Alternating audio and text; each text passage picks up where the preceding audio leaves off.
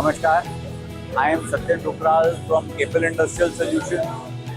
तो total tool के साथ हम लोग बहुत सालों से अभी जुड़े हैं। टोटल टूल खाली एक एसोसिएट, एक वेंडर ही नहीं है जो इंडस्ट्री को टूल सप्लाई करता है। हम लोग अपने सेंटर के ऊपर skill India, make in India initiative जो हम लोग परस्यू करते हैं, जो चलाते हैं, वहाँ पर टोटल टूल, सारी टूलिंग, एडेसिव्स तो फ्री देता ही है। वो तो चलो बात, उनका स्टॉक इन ट्रेड है, उन्होंने फ्री दिया, अपने अपने एक रिसोर्स है।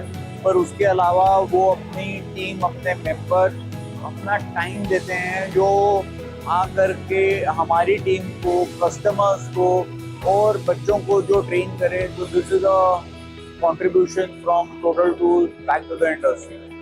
Thank you, Amit, thank you, Tejas.